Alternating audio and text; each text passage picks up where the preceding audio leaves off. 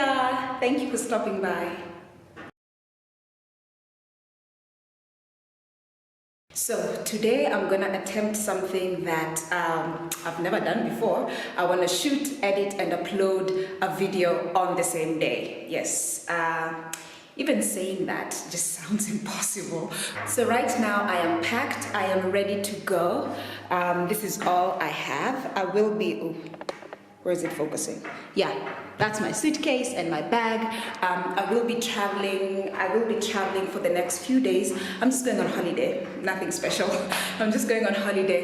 But I thought, why don't I give you tips on how I prepare for a trip?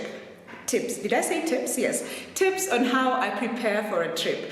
And so we're just going to do this as we go, as we head on to the airport. So tip number one is pay all your bills. So for example, I am traveling at the end of the month, which means I know things like rent is due, water bills, insurance, fees, whatever it is that you're supposed to pay for. Just make sure that you pay for it before you leave, so that you're not one of those friends who is calling one of your girls and like, hey, could you please M-Pesa my landlord because I'm not around. So just make sure that you pay all your bills. Any outstanding bills that you might have, just make sure that you've cleared them before you actually go. Tip number two is inform your loved ones, your friends and relatives that you're actually going, people that you trust, so that they could be checking up on your house or just making sure that everything is okay, especially for people who live by themselves. So for example, I live by myself, so my family have to know when I'm away, when I'm outside the country. Also, if you have a trusting neighbor, just let them know that you're away so that they can actually watch over your house, you know, just in case there's anything out of place, that they can actually let you know. But if you don't have any trusting neighbors, then don't tell them that you're going. And tip number three is have your vital documents very close to you at a place that you can easily access it. So for me, I've lost my passport once in Johannesburg, and that very next day I made this bag. It's like a custom made bag. So here there's my yellow fever card and my passport. It's always there. Like I never take them out, because you know sometimes you could start running late or anything can happen at the airport and then you just lose your documents. But the moment you have something like this literally hanging on your neck, it's very hard for you to misplace your vital documents. I usually say, people might look at me and think, what is this girl carrying and hanging and it looks bad on her neck? I'm like, you say what you want to say. My passport and my yellow fever card, they stay here and they hang on my neck until when I get onto the plane. That's when I put it in my bag. But the moment I disembark, again, it goes back to my neck. The next point is start packing maybe a week or even 2 weeks to your trip. So what I normally do is I just open my suitcase in my bedroom, and then things that I am for sure, like I know I'm never going to wear this outfit until I travel, I put them inside. So be it shoes, clothes, makeup, documents, anything that I feel that I will not be using until the day of, I just start putting them in. It helps with the process of packing, because by the time you know it, by the time it's the day of the trip, you finished packing. So if you're like me and you hate packing and organizing and planning things, start doing that. Like you just start maybe a week before, even 2 weeks before then, just start like putting things together, things that you're sure you're not going to use until the day of your trip. And then I'll give you the next points when we are at the airport. Right now we are on our way. We are on Mombasa Road. We're almost there. So I am finally at the airport and went through all the rigorous security procedures. I am here on time to give you the next tip about preparing for your travel. Clear everything in your fridge a week or two before. So stop buying any food. What do I mean by this? I mean if you're traveling for a long time, for example, for me, a long time is 1.5 weeks and above is a long time. So what I do is I stop buying any food so that when I leave my house, I can turn off the electricity from the main switch and save money when I am not around. So when you stop buying food, you don't have to, it means that you don't have to keep your fridge running when you're away.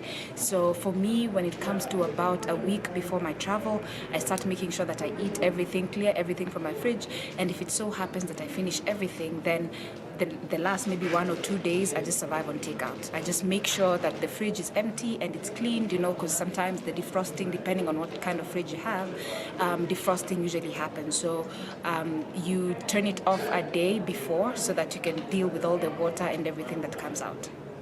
The next point, which is also very important, is that you need to notify your bank that you're traveling. So again, depending on what bank you're banking with, there's some banks where if they see like you've been swiping your card in a country that is not usually where you're at, they block your card. And trust me, you don't want to be in another country stranded, having no money, and then your card is blocked. So it's better to call your bank and let them know that you will be traveling from this to this date so that they can allow any transactions. Also, the other thing is, depending on your account, you need to adjust your limit. So I know, for example, for my account, I have a very low limit transaction limits per day. But when I travel, I have to increase it because now you're dealing with dollars and you're dealing with foreign currency. So for example, if 50,000 is enough in a day for you, maybe when you travel, you need maybe 100 or 150, depending on what kind of business you're going to be doing. My next point is pack clothes that do not need ironing. So you're gonna have your clothes folded and put in a suitcase, unless it's a specific outfit that you have to carry.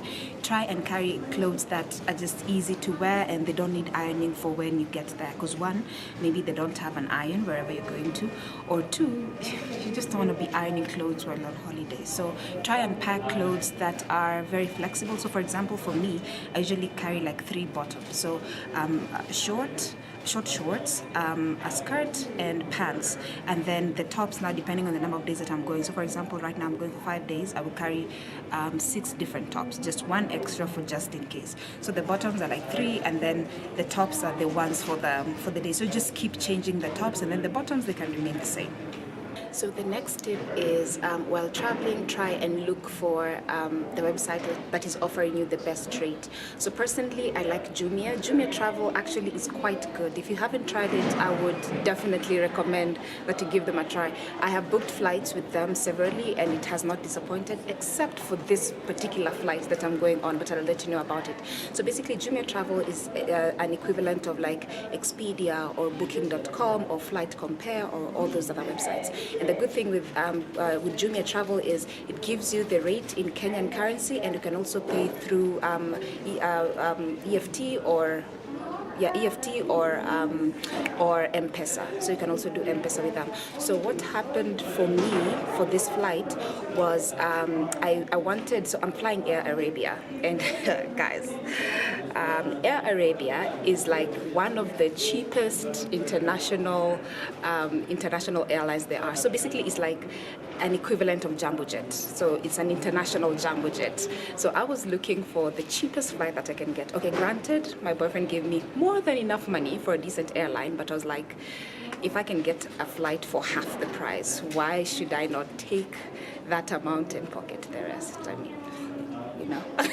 So anyways, so I'm flying Air Arabia, and with Air Arabia, you pay for every single thing. You know, like when you're flying, say, KQ or KLM or South African Airways, like things like luggage is already included in it, a meal is included in it, you know, stuff like that. So with Air Arabia, you pay for every single thing. So you'll pay for your regular suitcase, like 20 kgs, you'll pay for that.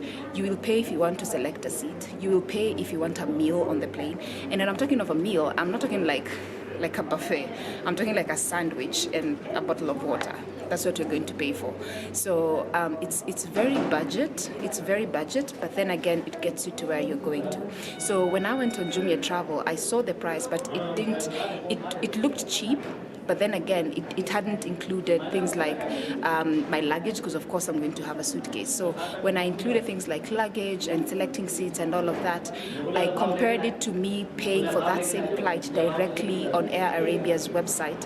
And paying it directly was definitely, I saved a cool 20,000 shillings, guys. But having said that, I always use Jumia Travel to compare my flights. They do flights, they do hotels. I've never done hotels with them, so I don't know. But I know they do flights, hotels, and I think car hire services, if I'm not wrong. So those are my tips for traveling, and I hope to edit this video today. I will edit on my flight. And hopefully during my layover I'm going to upload it. But we'll see. Like I said, I'm doing this for the first time. I don't know if it's gonna work or not. Anyways, thank you so much for watching this video up to the end. Please subscribe if you're not yet. I make videos every Sunday and Thursdays, and I will see you next week. Thanks for stopping by. Bye. Something else I forgot to mention, I will be documenting my whole trip to wherever it is that I'm going on my Insta stories, but on my personal page, Instagram page that is. So not the Grace Cup Instagram, my personal Instagram. I will leave the link in the description. So my personal Instagram is @ebiweime. So I would love for you to come and join and see where I'm going and what I'm about to do and what we're going to do. So I'm going to start posting updates today as the trip starts. So see you there on Instagram.